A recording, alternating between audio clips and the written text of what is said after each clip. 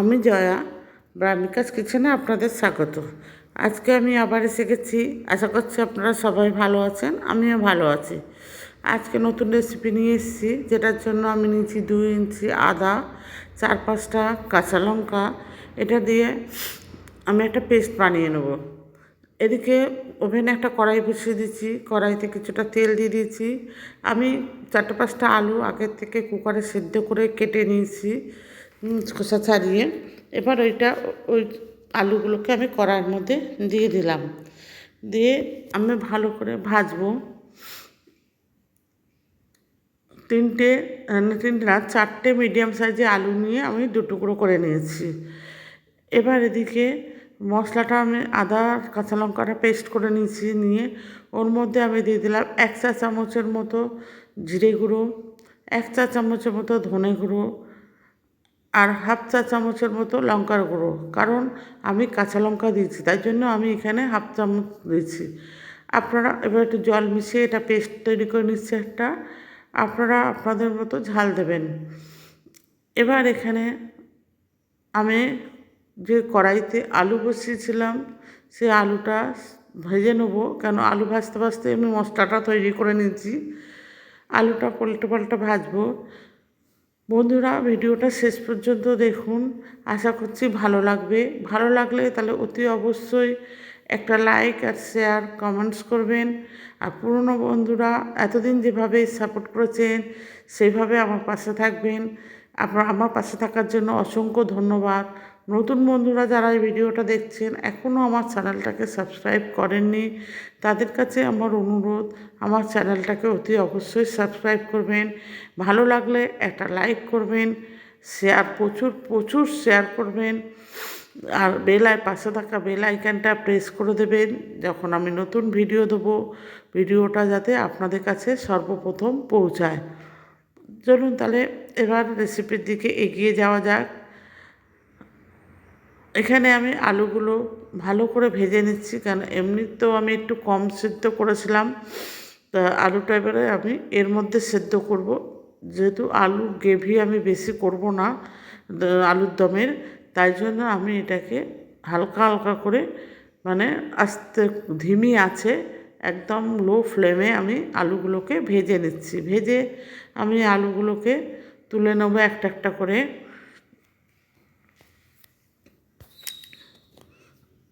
একটা একটা করে আলুগুলো তুলে নিচ্ছি। আমাদের এখানে আজকে বৃষ্টি হয়েছে প্রচুর, তাই জন্য আমি আজকে এই রেসিপিটা বানাচ্ছি।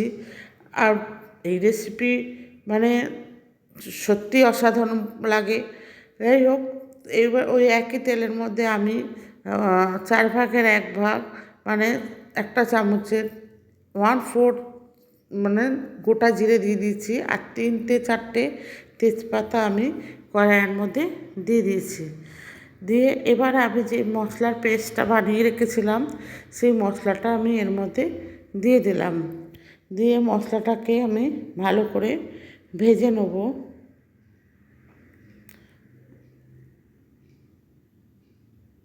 ভালো করে ভেজে নিচ্ছি, নিয়ে যাতে কাঁচা ভাবটা চলে যায়, গন্ধ ভাবটা। এবার আমি এখানে দিয়ে দিলাম 1/2 চা চামচের মতো নুন। নুনটা আপনার, এই যে লবণটা দিলাম সেই লবণটা আপনারা আপনাদের স্বাদ মতো দেবেন। আর দিয়ে দিলাম 1/2 চা চামচের মতো হলুদ গুঁড়ো। এবার দুটোকে আমি একসাথে ভালোভাবে মিশিয়ে দিচ্ছি। দিয়ে আমি এবার গ্যাসটাকে অফ করে দিলাম, কারণ আমি এখানে ফেটানো দই দিচ্ছি। দইটা যদি আমি গরম অবস্থায় দিতাম তাহলে এটা ছানা ছানা মতো হয়ে যেত, তাই জন্য আমি এটাকে গ্যাসটা অফ করে দিয়েই আমি দইটাকে অ্যাড করলাম। এবার আমি গ্যাসটাকে অন করে দেবো। গ্যাসটা অন করে দিয়েছি, দিয়ে এবার মশলাটাকে ভালো করে আমি কষাবো। মশলাটা কষাচ্ছি, কষাতে কষাতেই যতক্ষণ তেল ছাড়বে ততক্ষণ কষাবো। এবার আমি এখানে দিয়ে দিচ্ছি 2-3 চা চামচের মতো কেচাপ। আপনার কেচাপ যদি না থাকে আপনারা টমেটো পেস্ট করেও দিতে পারেন। আমি এখানে টমেটোর পেস্টের বদলে আমি টমেটো কেচাপ দিয়েছি। এবার ভালো করে নেড়ে নিয়ে আমি ভাজা আলুগুলো এর মধ্যে দিয়ে দিলাম। ভাজা আলুগুলো দিয়ে ভালো করে নাড়তে থাকবো।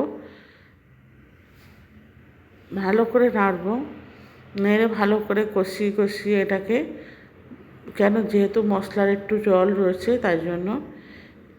এবার আমি এটাকে একটা ঢাকনা দিয়ে ঢেকে দেবো। ঢাকনা খুলে দেখব যে আলুগুলো মানে গ্রেভিটা শুকিয়েছে কিনা। আস্তে আস্তে আমি এটাকে ভালোভাবে নেড়ে চেড়ে শুকিয়ে নেব। আলুগুলো সিদ্ধ হয়ে গেছে। এবার আমি এর মধ্যে দিয়ে দিচ্ছি গরম মশলার বদলে আলুর দমের মশলা। আপনারা গরম মশলাও অ্যাড করতে পারেন। আমি এখানে আলুর দমের মশলা অ্যাড করেছি, 1/2 চা চামচের মতো আলুর দমের মশলা দিয়ে দিয়েছি। আপনারা যদি আলুর দমের মশলা না দেন কোনো অসুবিধা নেই, তাতে আরও ভালোই হবে খেতে। আলুর দমের মশলাটা দিলে বেশি ভালো হবে, কিন্তু যেহেতু জিরে ধনে আছে তাই জন্য আলুর দমের মশলাটা না দিলেও চলবে, এটাকে আপনারা স্কিপ করতে পারেন। আলুর দমটা আমার হয়ে এসছে, আলুর দম একদম শুকিয়ে গেছে। এবার আমি একটা পাত্রে তুলে নিচ্ছি, নিয়ে পরিবেশনের জন্য আমি একটা পাত্রে ভালো করে তুলে নিলাম। আলুর দমের সাথে আরেকটা জিনিস দরকার খুব এই ডিনারে, ওই লাঞ্চে, যেটা হচ্ছে ডিমের অমলেট। আমি এখানে 2টো কাঁচা লঙ্কা কুচিয়ে নিচ্ছি, আর একটা ছোট পেঁয়াজ কুচিয়ে নিচ্ছি, নিয়ে আর 3টে ডিম আমি এর মধ্যে দিয়ে দিলাম। দিয়ে এটাকে ভালো করে ফেটিয়ে নেব। আর কিছুটা স্বাদ মতো লবণ অ্যাড করলাম, দিয়ে সব উপকরণকে আমি একসাথে দিয়ে ভালো করে ফেটিয়ে নেব। এবার ওভেনে একটা কড়াই অলরেডি বসিয়ে রেখেছি। কড়াইটা গরম হয়ে গেলে ওতে 1.5 চা চামচের মতো আমি তেল দিয়ে দিলাম। দিয়ে এবার ওই ডিমের এটার মধ্যে আমি সামান্য গোলমরিচের গুঁড়ো দিয়ে ভালো করে ফেটিয়ে নিচ্ছি। এদিকে কড়াইতে তেলটা গরম হয়ে গেছে। এবার আমি এই ফেটানো ডিমটা আমি কড়াইয়ের মধ্যে ঢেলে দিলাম। দিয়ে কড়াইটাকে ভালোভাবে ঘুরিয়ে ঘুরিয়ে আমি এই ডিমের অমলেটটা করব। দিয়ে বর্ষাকালে খিচুড়ির সাথে ডিমের অমলেট আর আলুর দম পুরো দুপুরের খাবারটাই জমে যাবে। আর আমাদের এখানে প্রচুর বৃষ্টি হচ্ছে, আমি সেই দেখেই আমি আজকের এই রেসিপিটা বা দুপুরের লাঞ্চটা বানালাম। আমার ডিমের অমলেটটা হয়ে গেছে। এবার আমি এটা একটা পাত্রে নামিয়ে নেব পরিবেশনের জন্য। এদিকে আমি ওভেনে কিছুটা পরিমাণ জল বসিয়ে দিয়েছি, জলটা গরম হচ্ছে ততক্ষণ আমি, তার আগেই আমি 2-3 ঘন্টার জন্য 400 গ্রাম মতো চাল ভিজিয়ে নিয়েছি। ভিজিয়ে এটাকে ভালো করে আমি এখন ওয়াশ করে নেব। দিয়ে ভালো করে ধোয়া হয়ে গেছে। এবার আমি কড়াইতে গ্যাসের ওপর একটা কড়াই বসিয়েছি, বসিয়ে এখানে আমি 250 গ্রামের মতো আমি ডাল দিয়েছি। আমি একটু ডালটা বেশি দিয়েছি। আপনারা মানে 400 গ্রাম চালে মিনিমাম 200 গ্রাম ডাল লাগেই। তা আমি 400 গ্রামের জায়গায় 250 গ্রাম, 400 গ্রাম চালে 250 গ্রাম ডাল দিয়েছি। দিয়ে আমি এবার ডালটাকে ভালো করে ভেজে নেব। আপনারা যদি নিরামিষ মানে না খেতে চান কোনো অসুবিধা নেই। আপনার পেঁয়াজ রসুন, আমি এটা পেঁয়াজ রসুন দিয়েই বানাচ্ছি, আমি পেঁয়াজটা দেখাইনি। পেঁয়াজ আর রসুন আমি এখানে বেটে রেখেছি আলাদা করে। তা আপনারা নিরামিষ বানাতেও পারেন। আর এখানে আমি যেহেতু পেঁয়াজ রসুন বানাচ্ছি, এখানে মুসুর ডালও অ্যাড করা যায়। মুসুর ডাল 100 গ্রাম, মুগ ডাল 100 গ্রাম, এভাবেও করা যায়। আমি এখানে পুরোটাই মুগ ডাল দিয়ে করেছি। এবার আমার ডালটা ভাজা হয়ে গেছে। আমি এবার এটাকে একটা বাটির মধ্যে ঢেলে এটাকে ভালো করে ধুয়ে নেব, কেন ডালে অনেক সময় পাউডার থাকে তো, তাই জন্য এটা ভালো করে ধুয়ে নিচ্ছি। চটকে চটকে ধুয়ে নেব। নিয়ে এবারে আমি মানে আলাদা করে রেখে দিচ্ছি। এদিকে আমি দেখছি জল বসিয়েছিলাম গ্যাসে, সে জলটাও ফুটে গেছে। এবার আমি এর মধ্যে ডালটাকে তুলে দেবো। ডালটাকে তৈরি করব, মানে হাফ সিদ্ধ হবে। এদিকে আমি চালটা ভিজিয়ে রেখেছি, মানে 1-1.5 ঘন্টা 2 ঘন্টার মতো ভিজিয়ে রেখেছি। আবার এই জলটা ফুটছে যতক্ষণ, ডালটা যতক্ষণ হচ্ছে ততক্ষণও আমি চাল ভিজিয়ে রেখেছি।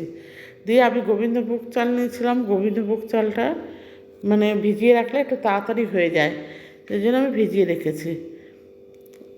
যাই হোক, ডালটা ফুটে এসছে, আধ ভাঙা হয়ে গেছে। এবার আমি চালগুলোকে তুলে দিলাম, চালগুলো অ্যাড করে দিচ্ছি। দিয়ে চালটা অ্যাড হয়ে গেছে, এবার অ্যাড করে দিচ্ছি। দিয়ে ভালো করে আমি এটাকে মিশিয়ে নেবো, মানে নেড়ে দেবো, ভালো করে নেড়ে ভালো করে মিশিয়ে দেবো। এবার এদিকে আমি কড়াই বসিয়েছি, বসিয়ে আমি মশলাটা তৈরি করে নেব। এখানে আমি প্রায় 4 থেকে 5 চা চামচের মতো সর্ষের তেল দিয়েছি। আপনারা এটা সাদা তেলেও করতে পারেন, আমি সর্ষের তেলে করেছি, কারণ সর্ষের তেলের টেস্টটা ভালো হয়, তাই জন্য সর্ষের তেলে করেছি। সর্ষের তেলের মধ্যে আমি দিয়ে দিচ্ছি কিছুটা পরিমাণে, মানে হাফ চা চামচের মতো গোটা জিরে, 2-3টে শুকনো লঙ্কা, তেজপাতা, আর দিয়ে দিচ্ছি 2-3টে শুকনো লঙ্কা। এগুলো দিয়ে আমি ভালো করে ভেজে নেব। নিয়ে এবার আমি আদা আর কাঁচা লঙ্কা যেটা বেটে রেখেছিলাম সেটা আমি এখানে অ্যাড করে দিলাম। আর এই যে পেঁয়াজ রসুন যেটা আমি দেখাইনি, আমি বেটে রেখেছিলাম, সেটাও আমি এখানে অ্যাড করে দিলাম। দিয়ে এবার ভালো করে আমি ভেজে নেব। বন্ধুরা, এখানে আমি টমেটোর ইউজ করিনি, আপনারা চাইলে টমেটোর ইউজ করতে পারেন। আমি এখানে টমেটোর ইউজ করিনি, ব্যবহার করিনি। এবার আমি দিয়ে দিলাম 1 চা চামচের মতো জিরে গুঁড়ো, হাফ চা চামচের মতো ধনে গুঁড়ো,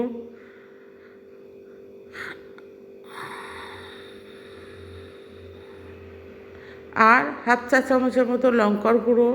যেহেতু কাঁচা লঙ্কা বাটা দিয়েছি, সেই জন্য আমি হাফ চা চামচের মতো লঙ্কার গুঁড়ো দিয়েছি। ঝালের পরিমাণটা আপনারা আপনাদের মতো অ্যাড করে নেবেন। এবার আমি এর মধ্যে দিয়ে দিলাম স্বাদ মতো লবণ। লবণটাও আপনারা আপনাদের মতো করেই দেবেন।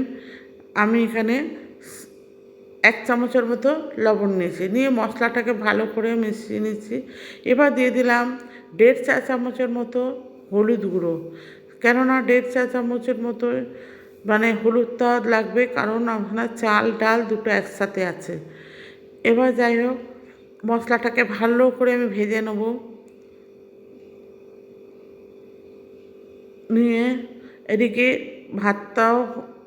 ডালটাও সেদ্ধ হচ্ছে, ডাল আর চাল দিয়ে মশলাটাও আমার ভাজা হয়ে এসছে। ভালো করে নেড়ে মশলাটাকে আমি ভেজে তৈরি করে নিচ্ছি, যে মশলাটা পুরো ভাজা হয়ে গেছে। পুরো মশলাটা ভাজা হয়ে গেছে। এবার আমি মশলাটা এই ডাল চালের মধ্যে মিলিয়ে দিলাম, ভালো করে মিশিয়ে দিয়ে দেবো, যাতে পুরো মশলাটা এর মধ্যে ভালোভাবে গুলে যায়। ভালো করে নেড়ে চেড়ে মশলাটা এর মধ্যে মিশিয়ে নেব, বারবার করে মেশাবো। আর এটা খালি লো ফ্লেমে রান্না করব, যাতে তলায় না লেগে যায়, তার জন্য বারবার আমি এটাকে নাড়তে থাকবো। খিচুড়িটা আমার হয়ে এসছে। আমি এবার উপর থেকে 2 চা চামচের মতো ঘি অ্যাড করে দিলাম। এখানে গরম মশলাও অ্যাড করা যায়, কিন্তু আমি ঘি দিয়েছি। ঘি দিয়ে ভালোভাবে নাড়বো, ক্রমাগত নাড়তে হবে, বারবার নাড়তে হবে, নাহলে খিচুড়িটা তলায় লেগে যাবে, যেহেতু ডাল আছে তাই জন্য। এভাবে বারবার নাড়তে থাকবো। রেসিপিটা আমার হয়ে গেছে পরিবেশনের জন্য। খিচুড়িটা আমি একটু পাতলা রেখেছি, কারণ এটা থালায় দিলে জমে যাবে। দেখুন বন্ধুরা, থালায় দেওয়া হয়ে গেছে, পরিবেশন করা হয়ে গেছে, খাওয়া হচ্ছে। আশা করছি যে ভিডিওটা ভালো লেগেছে। ধন্যবাদ।